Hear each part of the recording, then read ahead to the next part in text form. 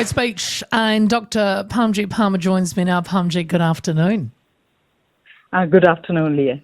I hope you don't mind. You had to sit and listen to yourself there. It was an impassioned speech last week. And, I mean, you had your fair share of heckling, and I think you handled it quite well. Thank you so much for that, Leah. And I also want to take this opportunity to thank everybody who sent me positive feedback about my speech after watching my speech on YouTube. So thank you to everyone. Do you find it upsetting that as an immigrant, those that were heckling you feel that you can't have a say on Māori issues? I mean, you are a New Zealander after all. That's right. So that's why in my speech, I thought I must respond to those comments, because I started talking about tertiary education and I talked about how that ideology is being extended to, or was extended to under the previous Labour government to allocate funding for so-called science projects. And because of those kind of comments that I heard from members in the opposition, I thought I must respond to them. And I think as an immigrant, perhaps they see me to be a threat to their worldview, that is the bicultural view, because for them, I don't fit really in that bicultural view, but they need to realize that, yes, our foundation is bicultural, but we are a multicultural country. And I thought that those comments that were being made should not go unchecked. Because that would lead to normalizing those kind of comments and that kind of behavior. I do get lots of comments from general public, but when people are in a position of privilege and they use their influence, that is where I think it should not go unchecked. Exactly. Parmjeet, do you know what this Māori paper is going to cover at Auckland University? So I initially saw what it was, and it is about Treaty of Waitangi and Māori way of thinking, and that will be taught. And I believe that this is just waste of resources and money. It's not just the university's resources, but students also, because they contribute towards their education, their time, and also taxpayers. So taxpayers want students to do well, because students are our future, and we want them to do well, not just here, but internationally as well. And the qualification that they gain, we want them to have good standing internationally too.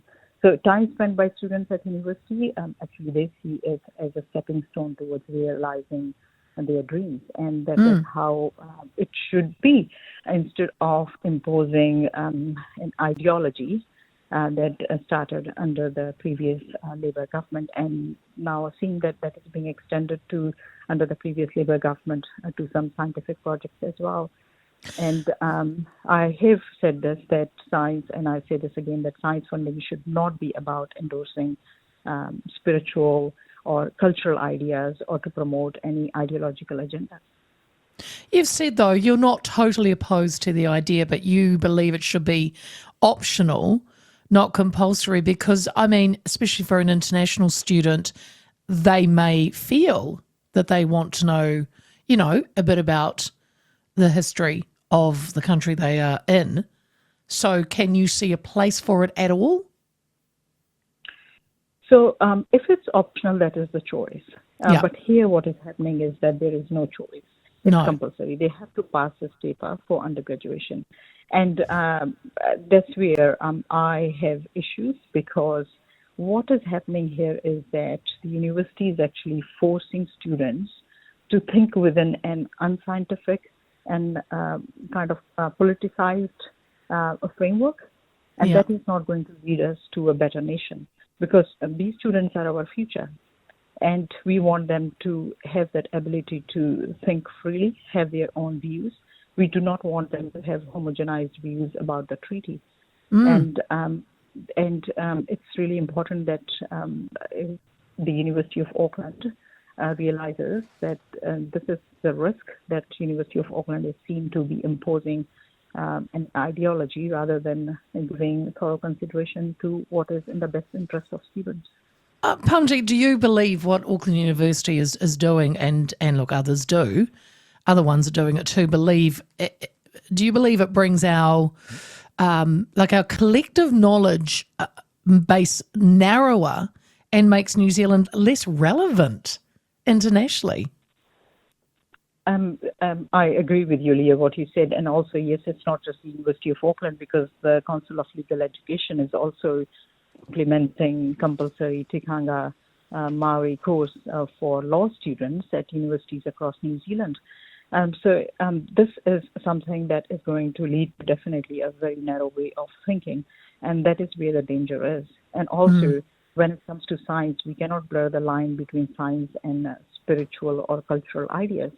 And because taxpayers' money is going into all this, and taxpayers want their money and going into things like delivering better education, health, infrastructure, and other things. They don't want their money going into this kind of spiritual or cultural studies.